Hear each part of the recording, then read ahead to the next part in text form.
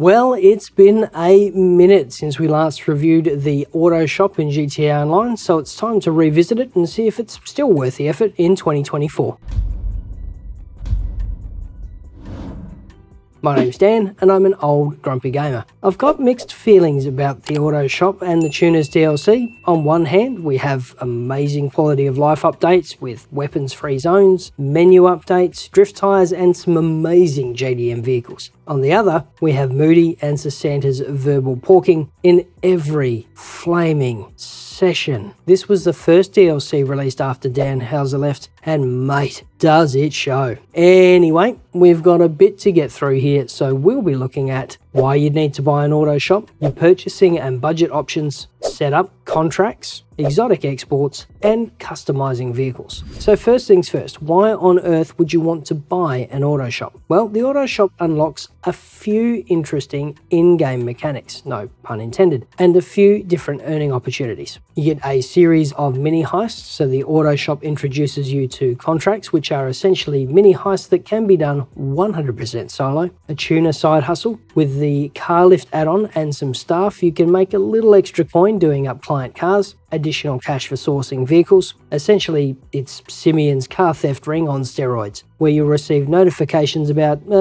export opportunities that can net you some additional coin. In addition to the earning potential, there's also a couple of additional perks. You get free snacks, which you can find in the lounge area next to your video games. Discounted vehicle modifications, it's another fantastic part of this DLC for car guys, and additional garage space. And this more or less speaks for itself. You get a sweet new place to store your premium rides. Unfortunately, there's no passive side to this business though. You can do the vehicle tuning and customization in a pretty low effort way, but there's no passive income available. The good news though is you can do everything in this business completely solo. And if you're pretty good behind the wheel and are decent in a shootout, you can earn upwards of 300 grand per hour more on double and triple money event weeks too. Of course, that also really depends on your experience, so don't quote me there. Okay, so let's talk budget. Once unlocked, you can purchase the auto shop through Maze Bank foreclosure on your phone, and we have 5 to choose from. Mission Row in downtown Los Santos at 1.67 million, Strawberry in South Los Santos at 1,705,000, Rancho also in South Los Santos at 1,750,000, Burton in Rockford Hills at 1,830,000, and La Mesa in East Los Santos clocking in at just under 2 million. Each of these has the same capacity and facilities. That's 10 vehicles, 2 car lifts, and up to 2 staff. So there's no difference there, nor is there any difference in income opportunities, making the only real difference travel distance and budget. Next, we have some upgrades. Starting with the decor, you can change the floors and walls. There's a free version, but you can spend up to 450,000 if you want to get really fancy. While you're there, you can also tweak the tint. There's a few different options available. Again, you can leave it as it comes at no additional cost, or you can spend up to 187.5 on the fancier aesthetic. And finally, you can also add an emblem. Your crew emblem's free, but if you want to add one of the stock ones, it's in from $25,000 through to a whopping 104.5. For functional upgrades, you can grab 2 staff members at 385 each, a second car lift at 650,000, which you'll need if you want to utilize the second staff member. This can also improve your low effort income by doubling the capacity of your car customization business. And finally, you can also add a personal quarters from 340,000, so you can spawn in at the auto shop. This is handy if you have most of your other properties on the other side of the map, as it can save you a bit of time. Oh, and if you haven't got one already, a membership to the LS car meet is a must at 50,000. Right, so that's it for actual expenses. That's a minimum outlay of 1,720,000, including the cheapest auto shop and an LS car meet membership. But if you can, a budget of 4.5 million will get you a nicer location, personal quarters, and all of the upgrades. Not bad considering what some of the other DLCs have stung us, especially considering the daily fees are only $250 per day. And with that in mind, assuming you don't go nuts on mods, you'll probably make make your money back in 8 to 12 hours depending on your skill level. And given the last round of nerfs on KO with the vehicle mod discounts, additional garage space, and the really fun income opportunities, it's worth the cash in my humble opinion.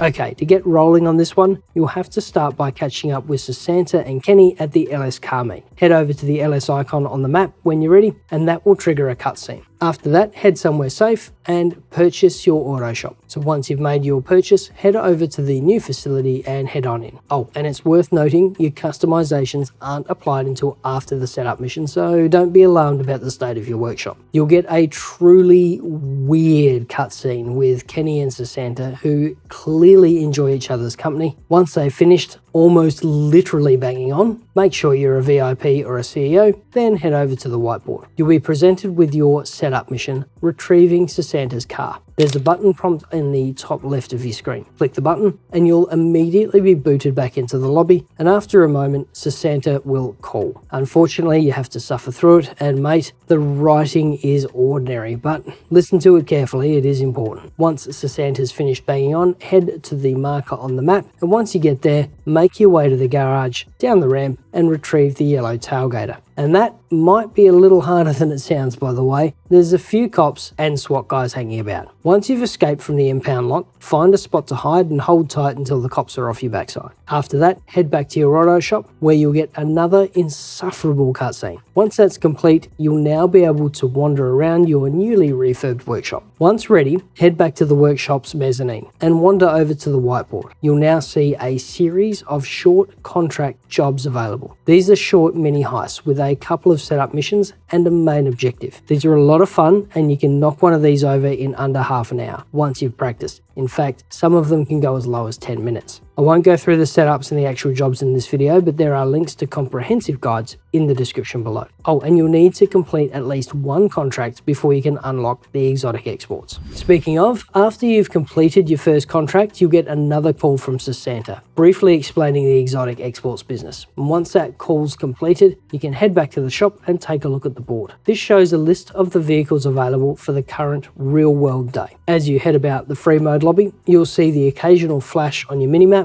and a new blue dot will appear. Head over to the dot, pop your personal vehicle away, and grab the car. Take it down to the docks, not far from where you drop off the cars for Simeon, and drive the car into the yellow Corona. You'll be booted from the vehicle and receive $20,000 for your trouble. If you have the time and find all 10 of the cars on the list for the day, not only will you receive the cash payment for each vehicle, you'll receive a bonus of $100,000, making the total daily revenue for this, if you're willing to put in the work, 300 grand. The final way to make some coin with the auto shop is through the customer vehicle modifications. These customizations aren't terribly profitable, but they're a bit of fun and are reasonably low effort. If you have a single lift, once per in-game day, that's 48 real-world minutes, the game rolls a dice that gives you a 50% chance of at least one vehicle arriving at your workshop. If you miss out on the first hour, you will absolutely get one in the next hour. Those wait times are halved if you've grabbed the second lift. Math aside, you'll receive a notification once a customer has dropped their vehicle at the shop. Head on over and you'll see a new vehicle sitting on the lift. Wander over to the vehicle, service it, and then you'll be presented with options to tweak it up a little. The trick here is to keep an eye on the bottom of the screen where the customer's requirements are added. Now, you have a couple of options here. If you follow the customer's instructions to the letter, you'll receive the standard payout, customizing the vehicle, which can vary from $20,000 to $50,000 depending on the type of car or the client. If, however, you go a little off book and the customer likes the change, you can receive a bonus. If they don't like the change though, you will not make nearly as much coin. Finally, we can look at the vehicle delivery. Now you have two options here. If you deliver the vehicle yourself, you'll receive the maximum payout possible, plus you get to hoon around in a new ride for a bit, completely free. Other players are not notified about the transport too, so shy of a genuinely random griefer, you're more or less guaranteed a good margin. You can be a little lazy though.